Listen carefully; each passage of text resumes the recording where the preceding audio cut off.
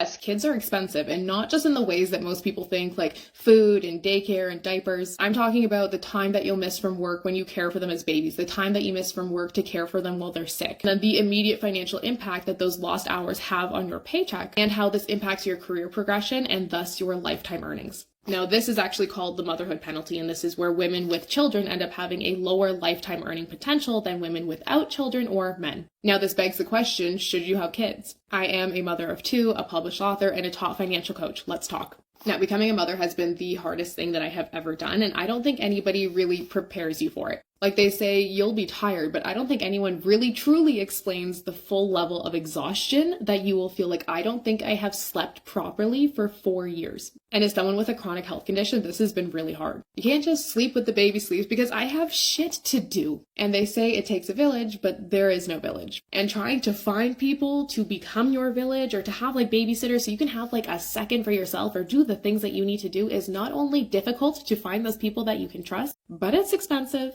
When I was 3 weeks postpartum with my second baby, our 3-year-old brought home the norovirus and our entire family got it. The 3-year-old was like throwing up in his sleep. I had to give Pedialyte to the baby every 5 minutes, like all night long. Meanwhile, I'm sick, so I didn't get to sleep at all. Mind you, I'm still only 3 weeks postpartum, so I'm still like trying to heal from labor. And I remember thinking I would have paid any amount of money for someone to come and help. But who do you find last minute like that? I barely had the energy and capacity to deal with what I was dealing with, let alone going and trying to hire someone and interview them. And who wants to come to your house when everybody's sick like that? Now, I'm in a very lucky position because I live off my investment income. So if I am feeling exhausted or overwhelmed, I can take a day without it worrying about the impact to my finances. Because my investments support my lifestyle, I get paid whether or not I show up and work. But this is not the reality for most people. If my kid gets sick and he can't go to preschool that day, I can take the day off with him and it's okay. I don't have to worry about the impact to my paycheck. I don't have to worry about my boss being angry at me. When I took time off to care for my babies after giving birth, I didn't have to worry about how this impacted my career progression in terms of like growth and promotion opportunities at work because I own my own company.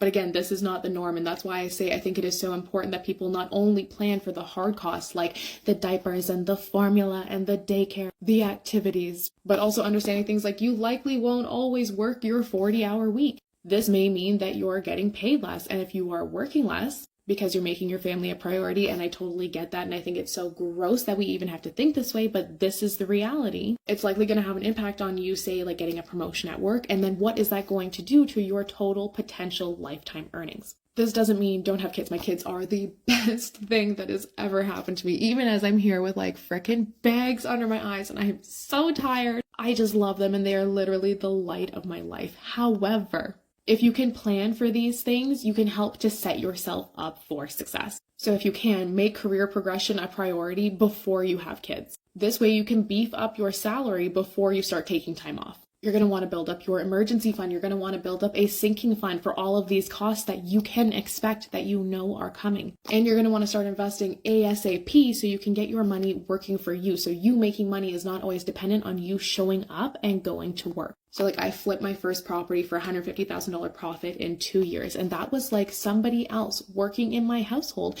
making $75,000 a year for my family. Investing is the best way to start closing that gap. If you want to learn more about money, if you want to learn more about the ways to set yourself up properly so that you can build that fat bank account and bank account. I can't speak, I'm sick. And literally I've been sick like for the last 4 years too. PS, when you have kids, you will always be sick. But anyways, I have free trainings on my website under freebies. Start with those. They are amazing and they will help you change your freaking life.